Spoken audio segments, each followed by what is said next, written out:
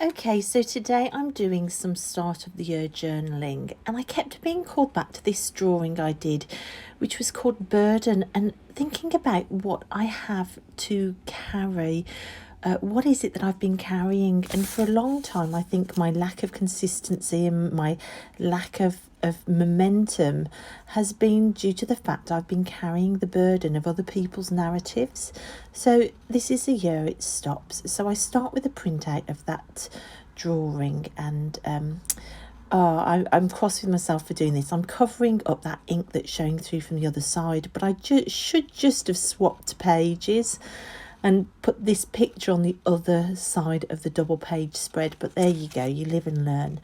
So here I'm extending the lines from the tiny little printout that I've made. I love doing that. I love getting a photograph and extending lines to extend the drawing. It reminds me of things we used to do in primary school. And I suppose I'm writing goals, but they're quite broad at the moment. So I've put opening up my wardrobe and healing food. I am not going to write lose weight and get to a certain number. I'm not doing that to myself anymore. But I would like to start approaching food as a friend and using it to heal me rather than to destroy and numb certain aspects. And the thought of that resulting in me being able to play with my clothes again is so exciting. And I put exciting use of time, so that's about time management, how to use time so that I'm doing exciting things in it. To be forward looking, so I'm not saying let go of the past, I'm saying let's just look forward. I'm putting peace and contentment, so I'm not going to write don't be overwhelmed as much. Let's aim for things that make me feel peaceful and content. I've put self-connected. I think that links to things like exercise, but I just want to feel connected with all parts of my body rather than living in my head. Can you tell I'm trying to reframe this quite broadly at the moment, but in really positive terms? I've put momentum. I'm not saying do so much every day. I'm just saying let's just get a feeling of momentum happening. Freedom and adventure. Let's be brave. Let's try some new walks. Let's make some plans for when this lockdown's over, perhaps. Let's start being brave. Just little steps of bravery. I've tried to do it within what would be the folds of her skirt, just broad and positive. Now, my card of the year is the Hanged Man, but I also pulled an underlying energy of the year card as well, and for that I got the Queen of Wands. So in the petticoat of her skirt, I'm writing the Queen of Wands has called creativity, writer, focus, organizer, glamorous, step into your power, self-aware, in touch with your intuition. I really loved the idea of the Queen of Wands energy mixing with the Hanged Man energy. For me, that really does feel like where I'm at. There is a year of sacrifice ahead, I feel. A year of trying to look at things from a different perspective. My word of the year is reframe, which is what I've tried to do on this page. I've tried to reframe my general direction of goals in a positive way. But I feel like the Queen of Wands power comes into this. So I'm going to the Lightseer's book and I'm writing directly from the Queen of Wands page there, which says, you are capable and fierce. It's time to root in your purpose and boldly step into the limelight of your life. Radiate creativity and passion, which for me feels like a message directly from the Queen of Wands herself. Next, I decided to take each of those general goals and to pull a card on them. So I go to the Lightseer's deck for this, which I'm loving using, and I decide to pull a card, see what card comes out for each of those key areas that I've just written within the folds of that skirt. And as I pick the deck up and shuffle, again, the underlying energy is the Queen of Wands. I couldn't believe that. So I set her out, and around her I pull some cards. So the first area I shuffle for is the idea of that healing food and opening my wardrobe. And funnily enough, 2 cards to jump out.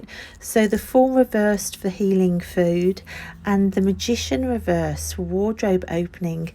And then I decide to record this pull down. So I print out a selfie, which I write the Queen of Wands on, because I am embodying the Queen of Wands this year. Excuse the print out. My printer is nearly out of ink, which is a disaster with homeschooling beginning again. But there are new printer cartridges on order in the post. So I just wanted to find a way of recording these card pulls, because to me, I think they're going to be quite important. And the fact that 2 cards jumped out in a category that there are kind of 2 aspects of it, food and the wardrobe, it just really, I just thought, right, okay, let's get this recorded. So, healing food and the Fool reversed. I put that the Fool reverse says to implement a pause every time before eating, no more rushing in with impulsive choices, mindfulness in this area. And I think that is really key when you're struggling with something that feels addictive. For the wardrobe opening, I put the Magician reversed says there is unused potential in this room.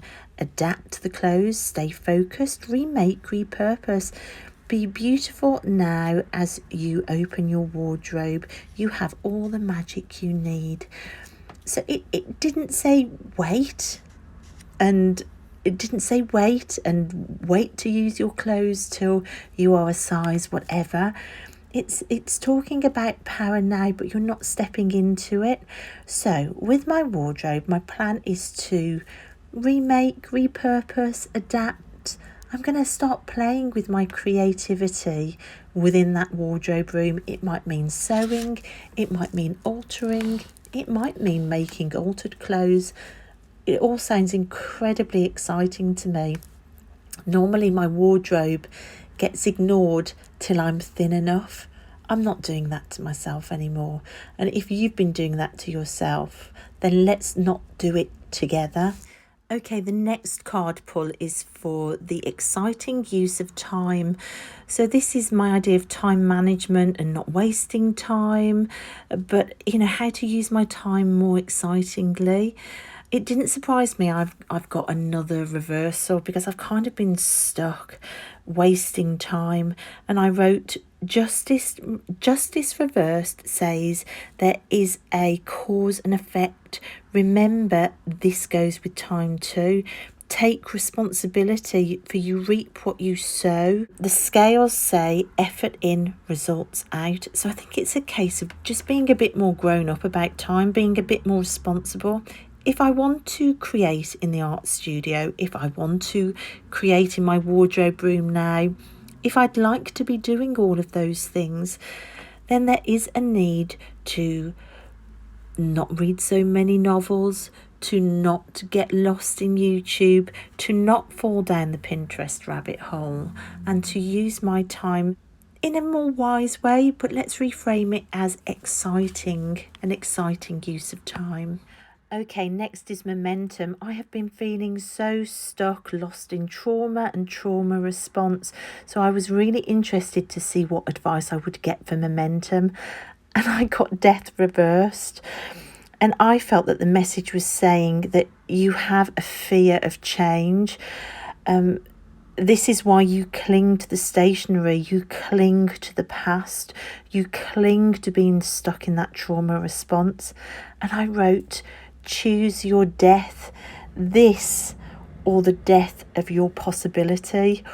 Oosh, that was a tough message to hear, but one that I'm going to remind myself of when I feel like I haven't got enough momentum going, or things aren't going the way I want them to, or if I get stuck in old patterns with no momentum in any direction. I'm going to remind myself of what the death card told me.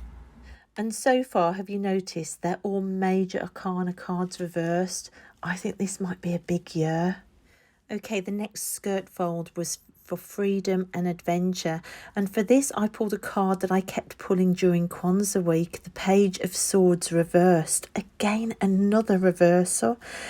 And for this one, thinking about freedom and adventure, I wrote the message that kept coming up in Kwanzaa week, which is, stop lying to yourself, stop being all words and no action, follow through on your ideas.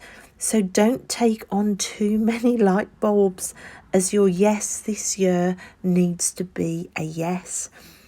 And I think for me, that's really going to help with the overwhelm as well. I'm going to be really selective about the yeses I say yes to, and I'm going to make sure that I follow through on that. I also think that's going to help with that momentum goal that I've just covered as well.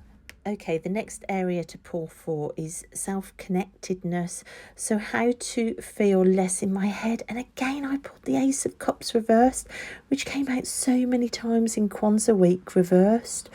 And the implication in Kwanzaa week was that I needed to heal myself first before I could get brave enough to reach out to community. So to pull it in the self-connected space just makes so much sense. And I put that the Ace of Cups says, heal your heart, bring it home, call your heart home. You can love again, feel it in your body. And I want to do some heart chakra work for this to heal and connect and to bring my heart home. Then I pulled a card for peace and contentment. So escaping that overwhelm and that rush and that angst that I've been feeling recently. And I pulled the Sun reversed, another major reversed. And I thought that the message of the Sun reversed here was to tune out my negative mindset, so that super ego, that critical voice, and to do that with gratitude. So my gratitude practice this year is going to be really important. Also, look at the imagery in the card. I felt real cool that the outdoors will be really important. So tuning out a negative mindset with gratitude, the outdoors, developing confidence with alone time outside, connecting with spirit in the garden. Also just not always going out with either the dogs in tow, like finding time for just me outside. And the last position was to be more forward looking, so not so stuck in the past. And I pulled the Nine of Cups, which I just love. I mean, look at that figure looking up and out. And I wrote that the Nine of Cups says, make your wish, all is possible, but aim for a light approach. Everything is floating in this. Don't be so serious. Don't be so stuck in trauma. That's done and gone. To bring a lightness in, I think, will be so healing this year. So that's it. That's my initial goal setting.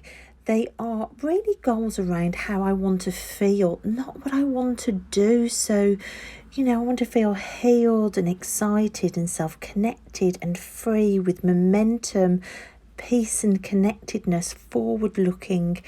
They're not really things that are measurable, your SMART goals, but for me, they're really poignant. So I reframed all of those general goals in a positive way. And then I used the tarot to give me messages on them. And for me, that's a lovely starting point. Yes, I am going to go through them again and just clarify some more measurable goals, because I think that's important too. But I'm so pleased this year that I took the time to think about how I want to feel in 2021, to reframe them in a positive way, and then to use the tarot to clarify. I hope you find that useful. If you do anything similar, please let me know in the comments. If you've got any videos about your goal setting or how you use the tarot for goal setting, I would love to come and watch. So let me know. And happy 2021, everybody. Let's hope it's a good one.